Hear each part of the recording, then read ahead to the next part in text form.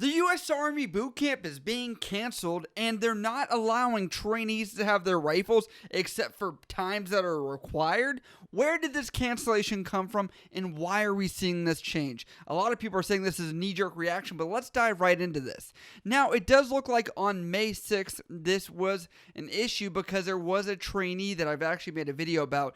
You can check out that full detail over there, but the TLDR here is he escaped from Fort Jackson basic training, and it looks like he took his weapon with him and took over a school bus which had 18 children on it, which he demanded the bus driver at that time to then go to the nearest town. Eventually, he runs off into the woods and is captured, and this left the town and the community around Fort Jackson very disgruntled and obviously concerned for some of the issues and safety that were occurring on the installation. To be fair, this guy is being detained right now or arrested at this point, and it looks like he has not been released. Leadership over there at Fort Jackson has made some commentary as to what changes they're going to bring in order to make sure that this never happens again. The leadership is calling this a pause. I really like this specific terminology because it's like, this is just pausing things. We're not trying to say it's totally canceled, but we're not going to, give any details other than this one line, which I'll read right here. Means simply that weapons are kept in the arms room unless they are needed for a special training event. Now, to also clarify, Patrick J. Jones, the official spokesperson that spoke with the Army Times about this, did say that this is applying to every boot camp. So we're not even talking about just Fort Jackson. Based on this verbiage, that's what it sounds like. We're talking about Fort Benning, the boot camp made for people that are going to go into the infantry. And I just can't wrap my head around that because I'm like, Georgia is so far away, that community wasn't affected, but I do understand that these commands for boot camp obviously do have standard procedures and probably are going to revisit some of the safety precautions and things like that and ensuring accountability of these trainees and the weapons that they hold. If you don't have that familiarity with your weapon and you're going to be infantry, guess what? That time that you no longer have with that weapon is now going to then be a lapse in skills that should be brought over into the infantry school that they should go on for follow-on training, which makes me question, how will this impact that training pipeline? Will that slow things down? And how will the instructors over there deal with that? Because the schools for AIT there are expecting a certain degree of product, and if they're not going to get that, that's going to show that they may not be able to create or pump out efficient members to join the ranks in infantry. Now, carrying this around doesn't seem like a big deal, but this sets a different precedent. That's because this should be an extension of your body, something that you should carry around on a regular basis, because while you're in a deployed setting, you're honestly going to have your weapon with you every single place you go. You are accountable for that. You should know where the muzzle is pointed at. You should know everything that goes along with this. And I think that that's where we're going to lose some of that official hands-on training with that aspect. But also, if you don't know, a lot of times people are going to practice taking the weapon apart, putting it back together, doing drills, dry fire stuff, ensuring that they are actually fully capable and able to function this when they're actually going to go to the range. So it's not just having that when they're at the range. It's not the ideal setting. Also, does that mean that there's going to be more time allotted to the range? Because I doubt they're going to have that familiarity in order to be most effective when they are practicing their shots down range. And to be honest, from everything that I've researched here, I have not seen a single comment personally that does say, take these away from the members that are going to fight for us eventually and degrade their training. I don't think anyone's saying that. I think that it's understood that it's a requirement. This is something that is not going to happen on a mass scale that we're going to see here.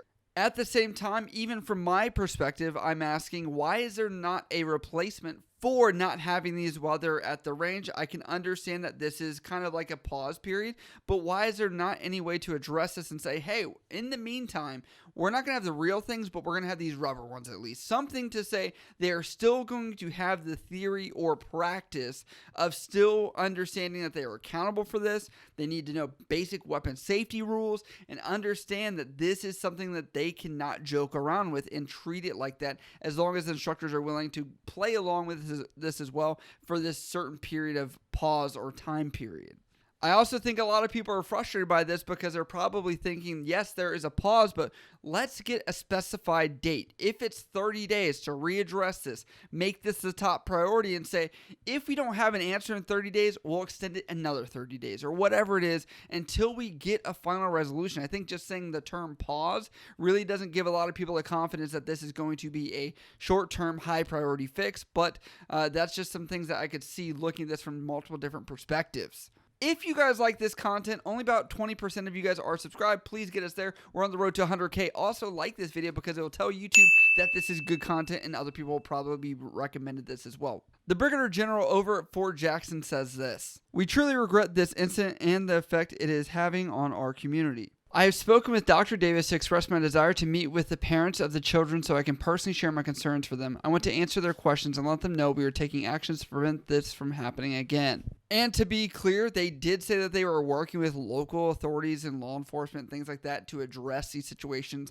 Obviously, there is a security that is present on base, which includes civilian and military police. So they do have procedures as far as jurisdiction and working together to ensure that when this stuff happens, they are working as a team. And obviously, this will readdress some of those concerns to make sure that they are working cohesively. But I will say that this is not the first time there has been a knee-jerk reaction, as some people are calling this, because it looks like back in 2009, I was not even aware about this, but they took away multi-use tools and knives for these trainees because one person ended up injuring another. You know, I'm trying to keep myself censored here on YouTube, essentially for a contraband little can of dip. So it looks like this has changed boot camp for the Army since then, and it still hasn't come back. But there are some people on Facebook that are pretty outraged right now. Travis Burchett says, "Rather than short the trainees, how about let's talk about leader accountability for how this young trainee quotations escaped with his weapon." I will kind of defend the command on this because from the reports that did happen, it looks like this was a 30-minute response time during a period at which they were doing some kind of hygiene after PT that morning, which several minutes lapsed for that, obviously, and then accountability came, obviously searching maybe the building they were at, ensuring, walking the grounds, other places to make sure he didn't go anywhere else, and then alerting security. I don't think that was a bad response time, but I do think that maybe some accountability and more oversight could be addressed as far as just refresher training, but I will say I don't think this was a horrible response. Scott Michael says, "Great job with the knee-jerk reaction and risk-adverse policies. This is what happens when you have politicians in leadership positions and not real leaders. Fort Jackson trains 50-ish thousand trainees a year. One kid with issues does something dumb, and now these trainees aren't receiving the appropriate training. Timelines are messed up, and drill sergeants have to work harder because the commander is scared of something that happened once out of 50,000 trainees a year. So probably 1 in a million might happen again. This risk mitigation isn't even in line with the Army's risk management process and policies. Got to get that good OER bullet, though, so I can get that second star or the next command position." Scott Michael out here is just going for the jugular, man. But there's one last comment I want to read because there is some deeper research on this. Marissa Ann Hutton says, "I really think recruiters and MEPs should face some kind of scrutiny for people like this getting into the Army in the first place. Before we cut weapons training, we're kind of in the business of warfighting. Whether we like it or not, you can't really cut weapons training if literally the entire point of the Army is to fight with weapons." Obviously, Marissa has a point, but this made me look at the Army's vision. What is their purpose and why are we having this discussion? But they even say it here in their vision statement. Under training, it says training must be tough, realistic, iterative, and dynamic. Equip single command to focus the Army's efforts in delivering the weapons, combat vehicles, sustainment systems, and equipment that soldiers need. Lead, develop smart, thoughtful, and innovative leaders or characters who are comfortable with complexity and capable of operating from the tactical to the strategic level. I think someone could argue here that all those factors in the Army vision here would apply to ensuring that they still keep these rifles where they're at, and essentially will be kind of one of those things that I don't know where the Army is going to lay on this. Is this something that we could see change in the very near future? I would love to hear some feedback on that. Like I said, my feedback is at least give some kind of replacement, at least with a rubber rifle of some kind, if we're not going to give them the real thing during this period of pause, and obviously maybe that timeline to be addressed a little bit so people have that warm and fuzzy feeling as we move forward, and ensuring that our soldiers are trained, because I think everybody has that same common understanding or ground that they would like that to be the ultimate goal for everybody going through any of these basic trainings.